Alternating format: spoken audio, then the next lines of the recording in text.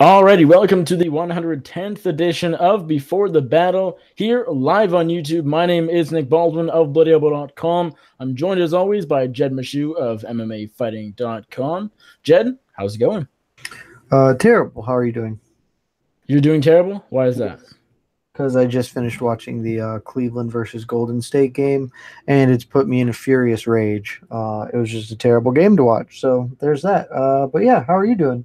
I'm good. I didn't watch the basketball game. I'm curious. Give me your quick thoughts or quick reasoning as to why it puts you in a terrible mood. So you have no idea what happened, then, did you? All I know is that they won, or Golden State won, I should say. Not, yeah.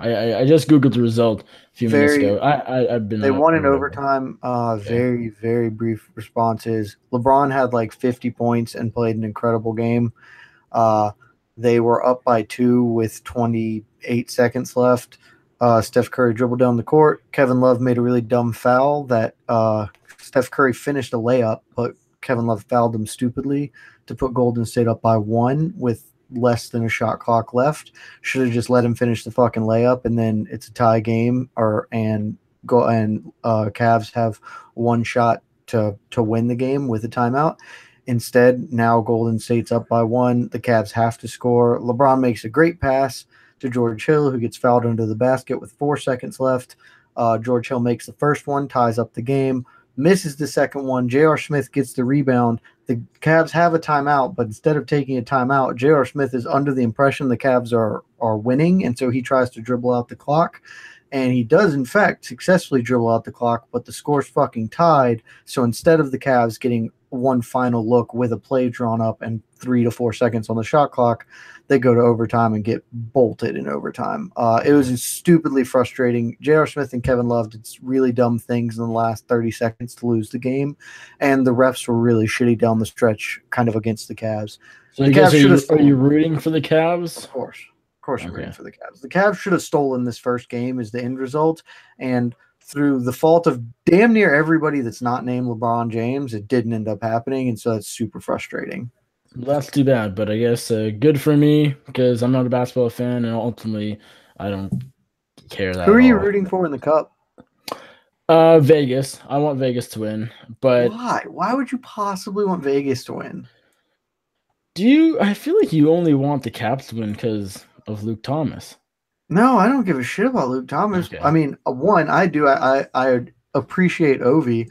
I want the Caps to win because, like, why Oh, wouldn't you want the Caps to win? Like, well, Ovi's one of the best players of his generation, yeah. and he's just now getting a chance to play for a cup. Well, Like, that's the thing. I mean, I don't either want him to way, be I'm not plagued by that complaining. bullshit. Vegas winning in their first ever season would be incredible.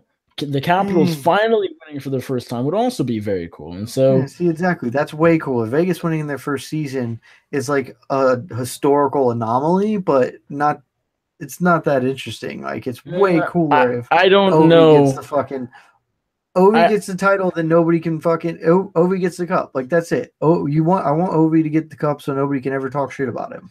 That's all I ever want. Half of the reason I'm supporting the Cavaliers is because I just don't want to hear the takes about how LeBron James lost another finals because it's stupid and dumb. yeah. And the same thing with Ovi. Like, it doesn't matter if he ever actually wins a cup or not, but it matters to so many people that just have him win the fucking cup. And he deserves it. He fucking deserves it. So Caps all day, and I think they're gonna win anyway. I had Caps in 6, and I'm still feeling pretty good about And that. I had Vegas in 6, so we'll see. We'll put a friendly wager on it and see where they end up. Well, anyways, here on Before the Battle, we're not here to talk about NBA or NHL. We are here to talk about the glorious sport of mixed martial arts, particularly the UFC. Last week we had UFC Fight Night 130 going down on Sunday in Liverpool, England. We had Darren Till pick up a somewhat controversial unanimous decision win over then ranked number one welterweight contender Stephen Wonderboy Thompson. Wasn't a great fight, maybe not quite exactly what we were hoping for and perhaps expecting as well, but nonetheless, it was still getting the biggest win of his young and promising career. Let us go to you, Jed, for our results, for our picks, our underdog pick of the week, our bonuses, and last but not least, our DraftKings. So I am our picks champion, though. little bit of an asterisk since West Riddle did not join in last week in any capacity. I went 7-4. That was one better than you, Nikolai. You went 6-5.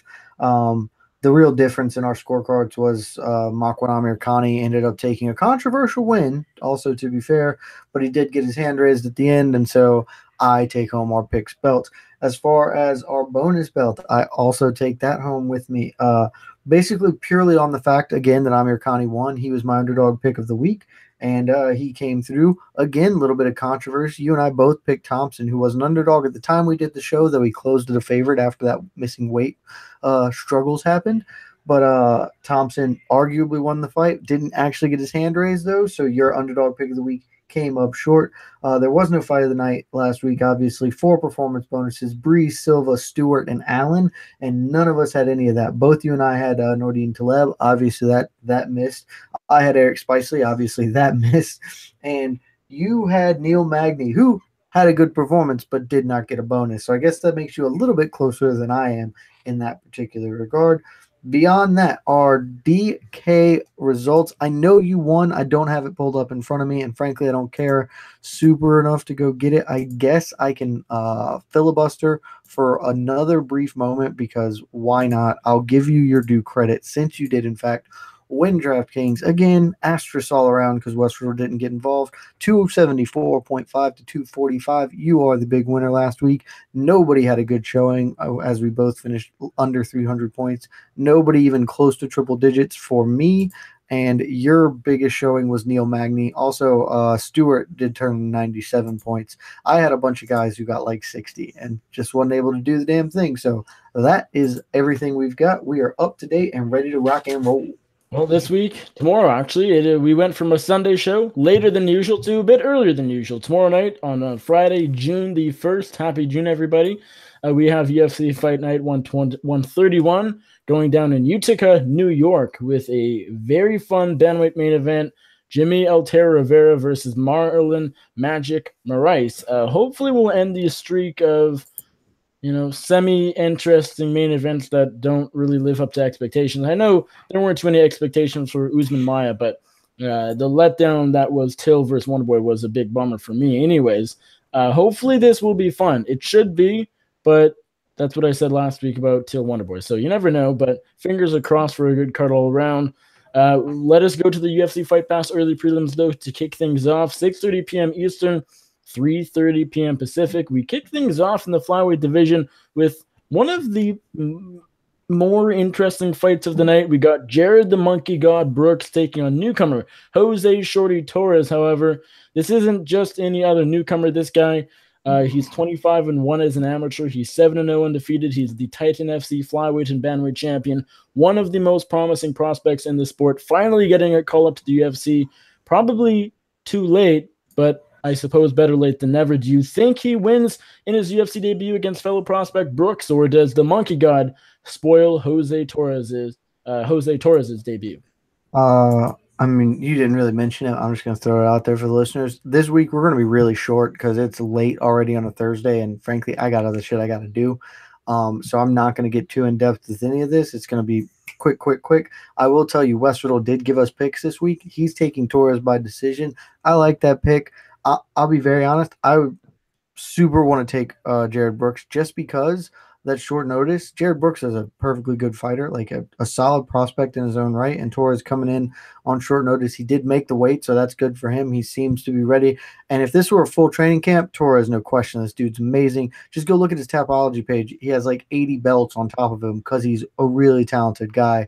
I am a little concerned by the short notice, but I think class will show in the end. Give me Torres by decision.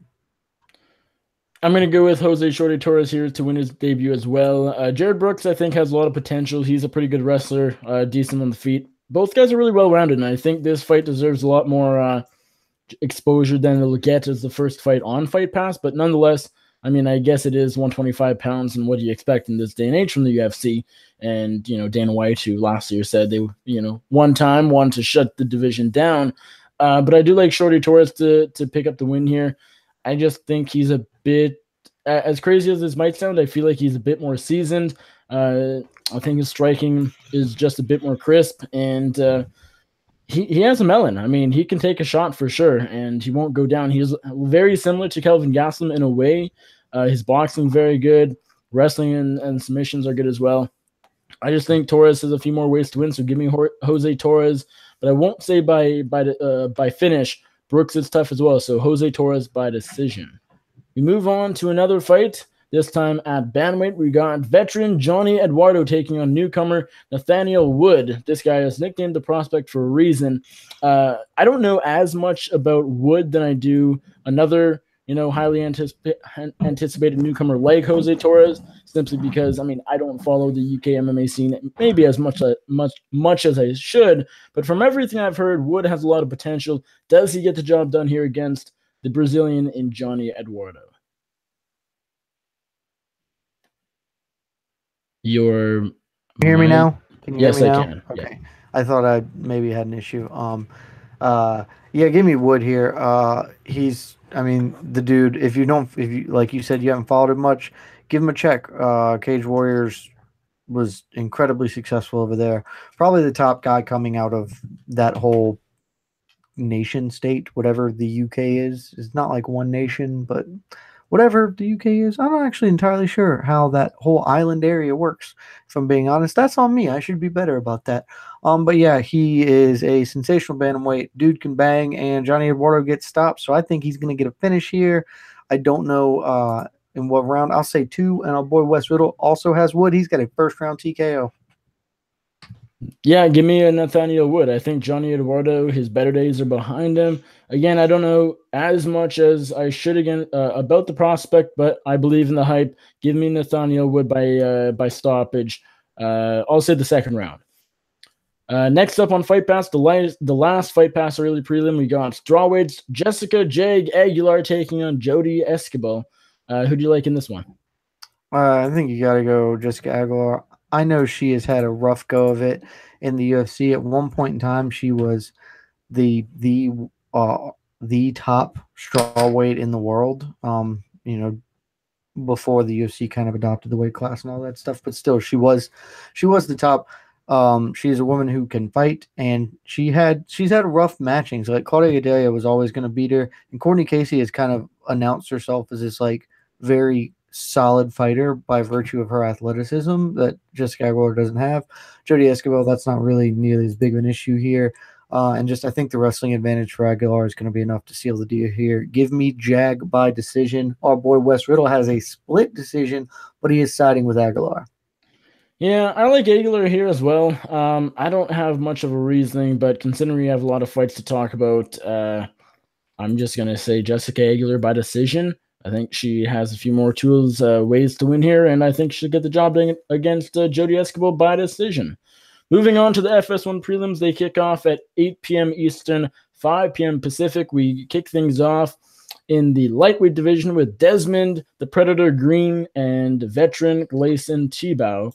Green is a sizable favorite. I'm surprised the odds are the odds are this wide, but maybe Green will prove in the fight why he is about a 3-1 favorite here. Yep, negative 300 on the dot. Does he get the job done here, or does the Brazilian Gleison Tebow return to the winning column? I agree with you. The odds are too large here.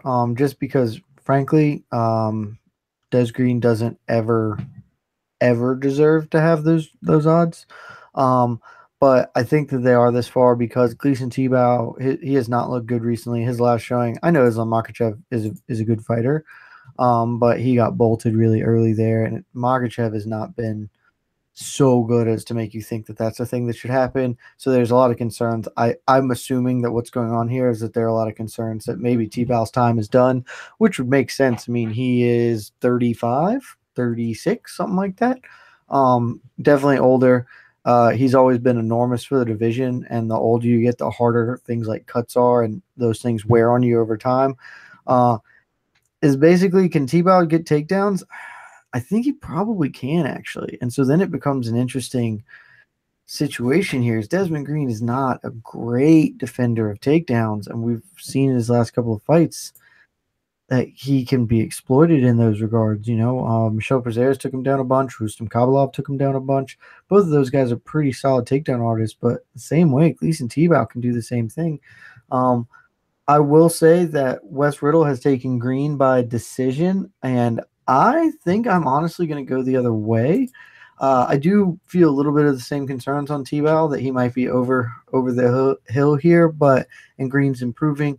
Those kind of things do play a role in my thought process, but at the same time, I just think Gleason Tebow can do that thing where he's enormous and just gets his hands around you and manages to take Tez Green down. And Tez Green's not super great off his back in those regards. So I'm going to say underdog pick this time. Give me Gleason Tebow. Well, I'm not nearly a risky or as risky of a fight picker as you are, Jed, because I'm going with the 3-1 favorite here in Des Green. I actually am probably going to pick him by knockout here. Des Green, he doesn't have the best hands, but he's technical enough, and if he hits T-Bow well, I think T-Bow goes out just because I think his chin could be shot. Makhachev isn't this huge knockout artist, and he put T-Bow away pretty early on, as you mentioned, and so. Uh, Green is also a pretty good wrestler, but so is T-Bow. T-Bow's stronger. Or Green's a bit longer. Kind of an interesting matchup. And again, I think the odds are a bit long, but Green's the younger guy. T-Bow is definitely on the way out. Everything makes me want to lean towards Des Green's way. I think he'll get the job done by knockout here. I like him to pick T-Bow apart. Maybe T-Bow might land a takedown early, but I think Green, even though he's not great off his back, might be able to get up, or even if he doesn't, I think in the second round, starting on the feet, he'll probably find his range a bit better and clip T-Bow until T-Bow goes down. So Des Green by knockout, let's say in round number 2. Moving on, we got a welterweight bout between Bilal. Remember the name Muhammad, who, for what it's worth, has been training throughout Ramadan, which started May 19th, if I recall correctly. And of course, that means no food and water for Bilal from dawn to dusk. So that's just something worth mentioning. This isn't the first time he has fought through it before, so it shouldn't be the biggest of deals. He is taking on newcomer Chance Rencountre. This Black Eagle newcomer is a massive underdog. Does that make sense to you, Jed? Does Bilal Muhammad get the job done here all day? I don't know anything about this dude. Bilal Muhammad's a good fighter. He's going to win. Wes Riddle agrees. He has Muhammad by decision. I concur. Complete the hat trick with remembering the name. This guy's a good fighter. He's really talented, and I don't know if he'll ever be in the title mix at welterweight, but he's a good fighter, and I don't know anything about who he's fighting on short notice. So give me Bilal Muhammad, the American. We'll say by TKO in round number 2. Moving on, we got a very interesting lightweight bout between Nick the Carney Lentz and rising contender in David Tamer. Very fun one here at 155. Tamer's the favorite, Lentz the underdog. Who do you like? Give me David Tamer. I mean, I think I've been championing this dude for a long time. I think in this show I picked him over Lando Venado, which was definitely an underdog. I picked him over Drakkar Klose. I think this dude is really technical, really talented, really good at fighting. I have a ton of respect for what Nick Lentz is able to do in the cage and has been able to do in the cage for a long time. He's a grinder's grinder. But I think, Makhachev beat him, and I think this is going to look substantially similar to that fight. I think Tamer is mostly, well, I won't say substantially similar in that fight. I think that Nick Lentz won't be able to secure takedowns, but I don't think David Tamer is going to take Nick Lentz down. But I think that, like I said, I don't think he's going to be able to get takedowns. And basically, if Nick Lentz can't get takedowns, then he's just going to get outpointed on the feet. So, yeah, give me David Tamer by decision. Wes Riddle has David Tamer with the second round TKO. Yeah, I like David Tamer here quite a bit here. Nick Lentz is a good fighter, and as you said, I definitely respect what he's able to accomplish. I think, honestly, he's probably done better than a lot of people would have expected him to. But yeah, I mean, he's a scrapper. He's a good fighter. I mean, can't take that away from him. But I think David Tamer's just on a different level. This guy's really good. Now, I didn't get on the David Tamer train till a bit later on. I didn't think he'd beat Lando Venata, but ever since the Venata fight, because I remember talking about Lando Venata as a future, not a champion per se, but a guy in the top 5, top 10, and so Tamer beat him, and so he's kind of been that guy ever since. I also called the Drakkar Klose fight for what it is worth. I think this guy can go really far. his striking's very good. We don't see much of him on the ground really at all, but if it gets there, I'm sure he's been working on that as well. Lentz should have the advantage on the ground, so if he's able to pull off some miracle choke, I would be surprised, but it would make some sense anyways. Tamer hasn't been tested there, as we said, but on the feet, Tamer wins all day. Give me Tamer with a third-round TKO. Moving on, the final FS1 prelim, we got women's flyweight Ciara Eubanks making her debut. Was, of course, supposed to happen last December against Nico Montano for the inaugural title. She was pulled from the card during fight week due to weight complications, ended up being replaced by Roxanne Modafferi, who would go on to lose to Nico Montano in the title fight by decision. She is taking on Lauren Lucky Murphy, UFC veteran, used to fight at bantamweight, of course was on tough, now fights at flyweight. Interesting one here, pretty important fight, number 2 versus number 3, could determine the next title challenger after Valentina Shevchenko. Who gives a shit? Eubanks or Murphy? Eubanks. Sure, who cares? Eubanks is super untested. Lauren Murphy's at least been around the game. I won't be stunned if Murphy wins here, but Eubanks is a better athlete. Give me Eubanks. West Riddle agrees, but he has it as a split decision. It's a close fight. Do you think Eubanks finishes Murphy? No, I think it's a decision. Okay. Yeah, I'm going to go with Ciara Eubanks here as well, but I mean, as you said, we haven't seen her in the UFC. If you watch Tough, you know a bit about her. If you're like me and so many others and you didn't, you know very little, if anything about her. I know she's a finisher, but Murphy's also very tough.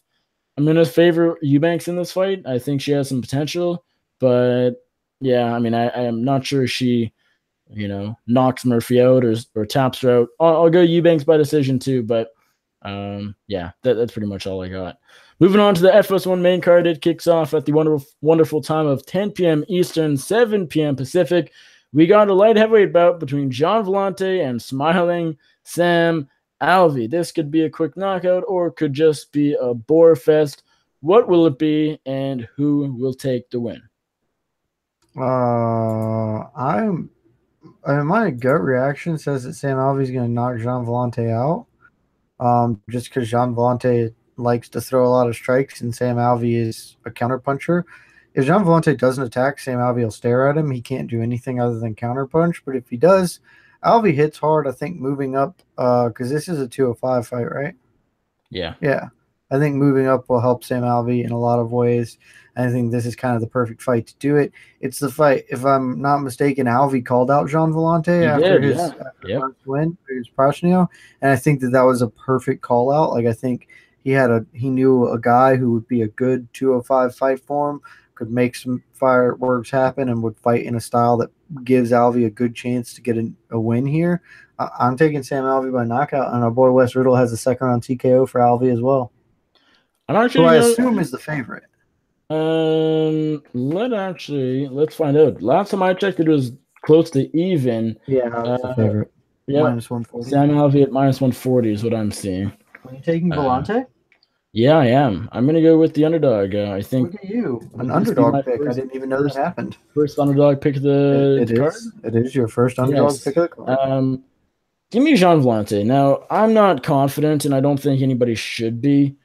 I'm surprised to see as many Alvey by KO picks as I have seen. Maybe I shouldn't be surprised because Alvey, as you said, is a counterpuncher. Vellante is pretty wild, pretty reckless. He gets hit a lot, as you said. So yeah, I guess I could see it, but I just think, okay, so as far as their output goes, Vellante lands quite a bit more per minute. I'm surprised that Alvey's landed per minute is 3.05. That seems blown up, maybe just because of his KOs, because he gets a lot of them. But when it's a boring Sam Alvey fight, it's really brutal. He throws nothing. I just think Vellante can land the better shots. I think he can land the harder shots. I think he's stronger. He's a bit bigger. He's just built for 205 a bit better. I'm worried about him gassing, but I'm not sure Alvey can clip him really anyways in the third round when Vellante is sucking wind. And so I think this is going to go the distance. I don't think it's going to be fun to watch, but I think Vellante is going to win a decision. So that's my pick. Moving on, we got Julio Arce taking on Daniel Tamer. Of course, we talked about David Tamer just a few minutes ago. Now we're talking about his brother Daniel Tamer. Perhaps this fight should be on the prelims because Lance Tamer, David Tamer, that is, seems to be the bigger fight. But nonetheless, we got Arce versus the other Tamer, nicknamed Kid Dynamite, on the main card at featherweight. Who's the pick, Arce or Tamer? Arce, because he's the favorite. I have no fucking idea what's going to happen in this fight. I can't recall anything off the top of my head, and I did no research on this one. Arce is the favorite. I'm going with that. Wes Riddle has Arce by decision. I like Julio Arce here as well. I think he is the better striker here.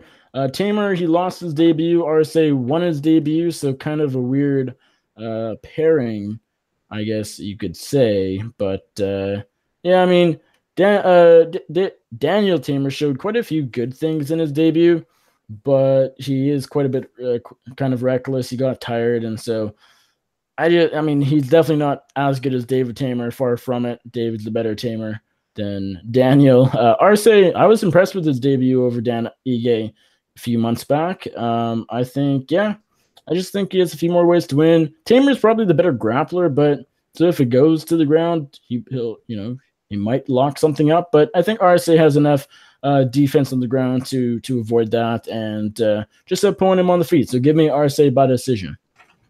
We move on to a welterweight fight that probably shouldn't be happening in 2018. We got Jake the Juggernaut Ellenberger taking on Ben Killer Beast Saunders. Jed, who's the pick? Which American walks home with the victory?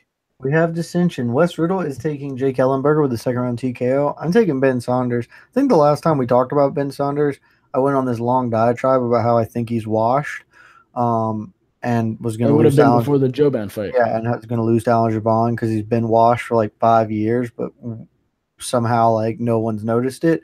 I still think all of that holds true, but Jake Ellenberger been washed for a minute. He hasn't fought in over a year.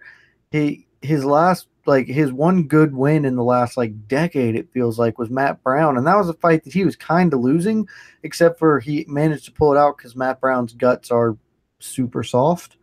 It's just like I won't be shocked if Jake Ellenberger punches Ben Saunders in the face and he crumbles and dies because Ben Saunders' chin is definitely cracked, and Jake Ellenberger is one of the hardest hitting guys who's ever competed in the division.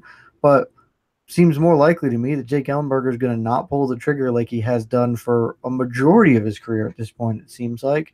And Ben Saunders is just going to kind of outwork him and get a decision, maybe work some knees in the clinch. Like, I don't know, man. It just feels weird to pick Jake Ellenberger to beat anybody these days. So I'm taking Ben Saunders. I think I'm going to go Jake Ellenberger. I think I'll agree with Wes and disagree with you, Jed, here. This fight could go either way. And as I said off the top, I mean, it probably shouldn't be happening. Both guys, or I guess I should say neither guy has a chin anymore. Saunders is shot. He's washed up. Ellenberger's shot. He's washed up too. I mean, this kind of comes down to who lands the first good shot. I think Ellenberger is the slightly more precise striker. He hits harder. So that's kind of my reasoning here. I don't want to play games and say, oh, is Saunders more shot than Ellenberger or vice versa. I don't know. Both guys are so done, but they're fighting, so it's going to happen. And I just think the Juggernaut's going to land something big. Yeah. I mean, if Saunders lands something before Ellenberger does, then it'll probably be Killer B that wins, and that'll be fine. That'll be okay. But it's kind of a coin toss fight for me, but give me Ellenberger by KO. I'll go the first round. Moving on to the heavyweight division, we got Walt the Big Ticket Harris taking on Daniel Daddy Long Leg Spitz. Do you like the favorite here in Walt Harris or the underdog in Daniel Spitz? The fight of guys who lost to Mark fucking Godbeer. Give me, I mean, I just don't have any faith in Daniel Spitz. Walt Harris still probably got some shine to him at some point. I mean, he got to fight Fabricio Verdum. I mean, he got to do that for a reason. The Godbeer loss, you could call it sort of flukish in a way. I just think he's a better fighter. There's a reason he's a big favorite. Give me Walt Harris. Wes Riddle agrees. He has Harris with a first-round TKO. Yeah, Walt Harris, probably the more accurate striker here. Hits a bit harder, a bit bigger. Although Spitz has a 5-inch reach advantage, if that means anything. It might. I mean, maybe he can pick Harris apart, but ultimately, I think Harris is just the more technical striker of the two. On the ground, Spitz probably has the advantage. I don't think his takedowns are anything magnificent. If he's able to get it down to the ground, that'll be interesting. But on the feet, where it probably will stay, Harris is a better striker, better fighter overall. So give me Harris by knockout. We'll say in round number 2. Moving on to the co-main event of the evening, and we're definitely on track for probably the quickest episode of this show in its history. We got Gregor the Gift Gillespie taking on Vince from Hell Pichel. It is the battle of the nicknames and the battle of two scrappy fighters at lightweight. One is very promising. One's a bit more of a veteran who can still, bang when he wants to. Do you like Gillespie the favorite here or Vince Pichel? Definitely Gillespie. I've definitely been the guy telling y'all on this show about him. Dude. I tried to tell you about Andrew Holbrook, but that didn't work out all that well. It did not work out well at all. I'm going to say the same things I've been saying. This dude has good hands already, and we're talking about an elite, world-class athlete. This is a guy who could be wrestling on the international stage for the United States of America, but for the fact that his wrestling weight kind of coincides with arguably the greatest American wrestler in the last 30 years, in Jordan Burroughs. That's it. He's a 4-time All-American. This dude can wrestle his ass off if he needs to, and we've seen that he's got knockout power, good hands. Vince Pichel has overperformed, and good on him for doing that, but Pichel likes to wrestle a lot. That's going to get him functionally nowhere in this fight, and his defensive wrestling is not anywhere up to snuff against Gillespie. And on the feet, Gillespie has more power, more pop, more everything. I think he's going to beat the ever-loving shit out of Vince Pichel, and I think Vince Pichel is a good fighter. So, yeah, give me Gregor Gillespie all damn day. Wes Riddle agrees. He has a second-round TKO for Gregor Gillespie. I think Gregor Gillespie wins soon. I think he wins by stoppage. So I'm not confident in him, but you have to agree that this is the toughest fight of his career so far. Yeah. Yeah, I just think he's going to blitz him anyway. Yeah, that's fair. I do too, but I do think it's worth mentioning that. Hey, yeah, I said, I got respect for Vince Pichel. Sure. Dude's overperformed, been a real good fighter. I just think he's biting off way more than he can chew. Gregor Gillespie, he's 4-0 in the UFC, three stoppages, 1 decision, 2 knockouts. Has looked very good. Glyco Franca, Andrew Holbrook, Jason Gonzalez, and most recently Jordan Rinaldi in January of this year. None of those names quite line up with Vince Pichel, but I don't think that'll ultimately matter. I like Gillespie here, as I said, as well. Completing the hat trick. I like him inside this distance. Vince Pichel is a very tough fighter. He's so scrappy. He hits hard. He's a good counter striker. And his wrestling's not terrible either. But Gillespie is just better, more or less everywhere. Pichel might be able to tag him up a little bit on the feet. He's still, Gillespie's still pretty wild. He's rather raw when it comes to MMA, but he's been tightening up his skills. You can notice it fight to fight. He's getting better, and I think this guy can go pretty far at 155. Give me the gift. Give me Gregor Gillespie by, let's say, a TKO in round number 2. Maybe even a submission. I'll say, you know what? Why not? Submission, round number 2.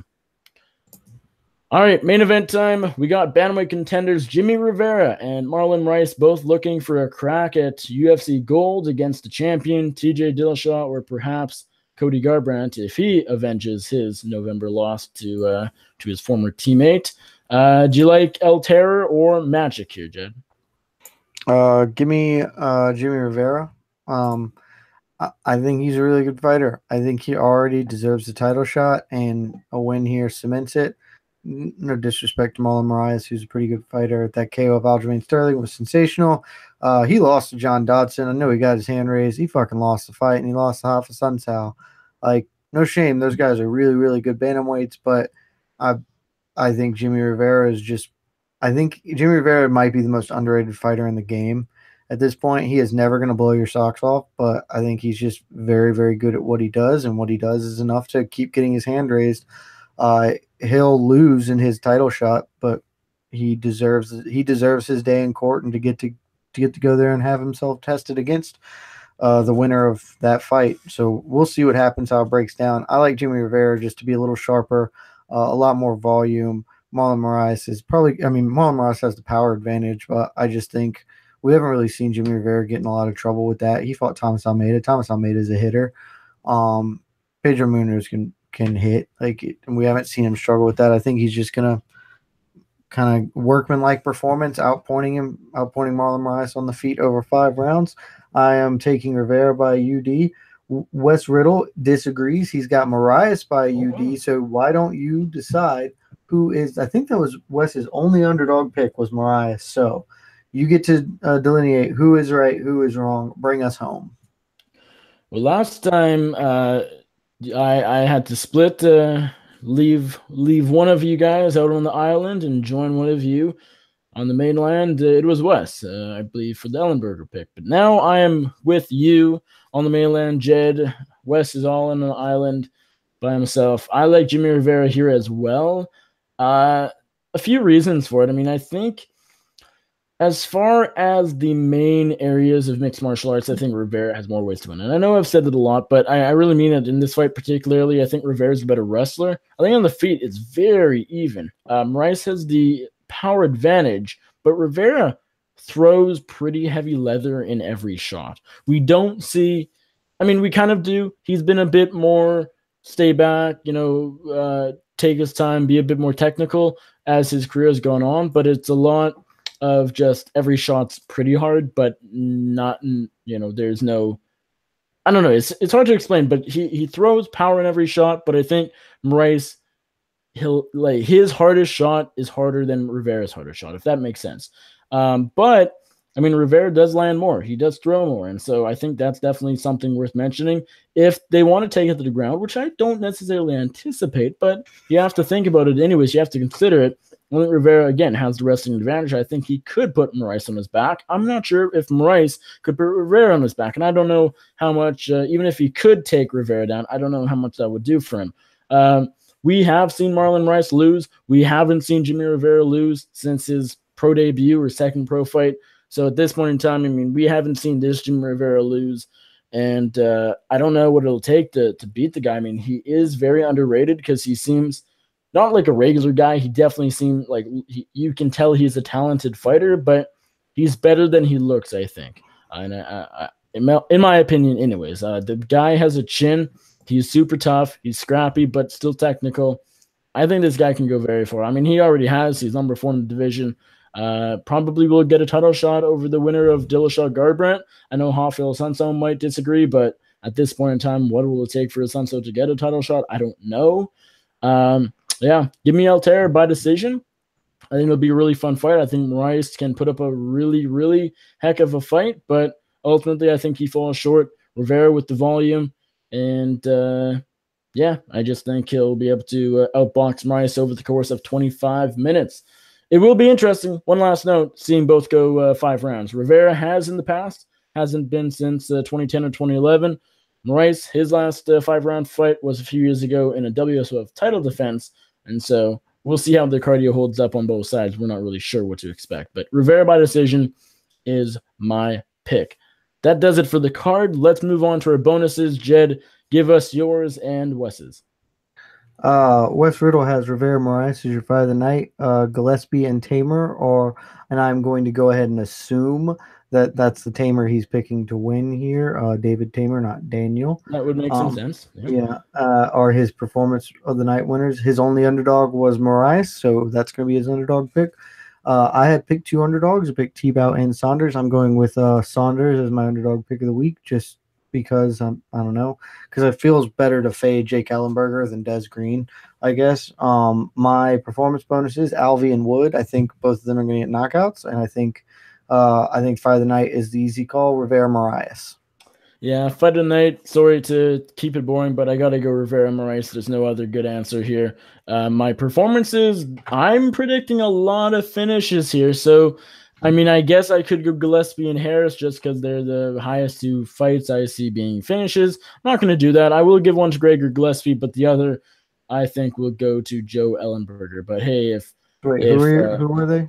It's going to be Jake Ellenberger. I said Joe, but I meant Jake Ellenberger and Gregor Gillespie. All right.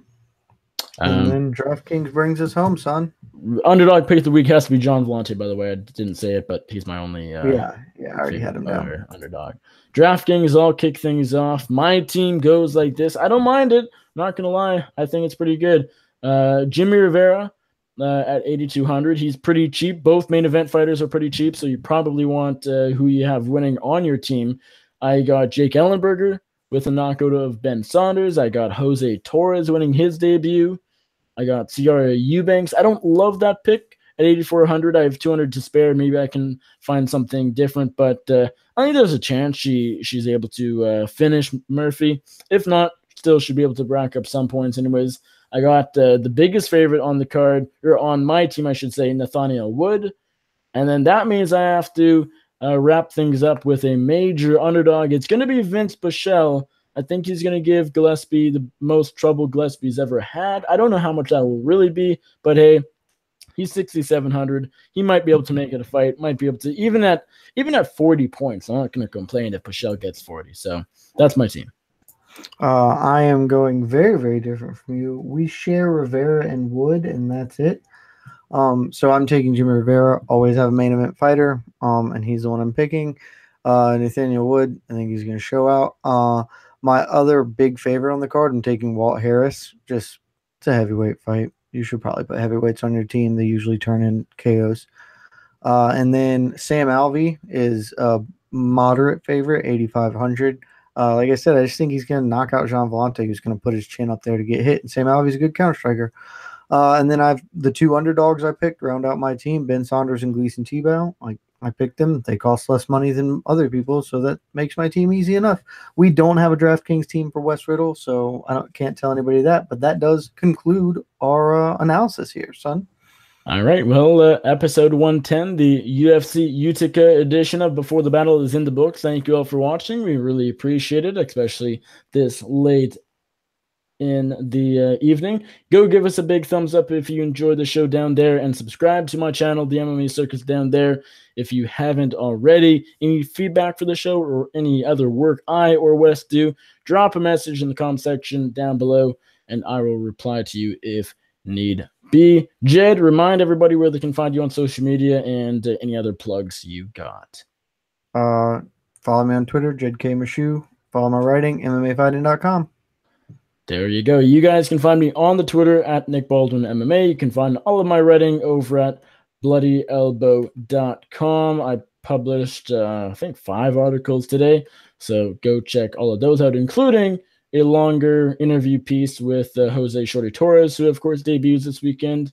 Looking forward to that fight, of course. I think that could also be your fight of the night. It's not a terrible option, but it's the first fight of the night, so probably won't get it no matter how good it is. I published a few audio interviews on the channel over the past couple of days. Luke Sanders, of course, Jose Torres, Daniel Swain, and Claudio Pules, who had the epic come-from-behind victory in Chile a couple weekends ago.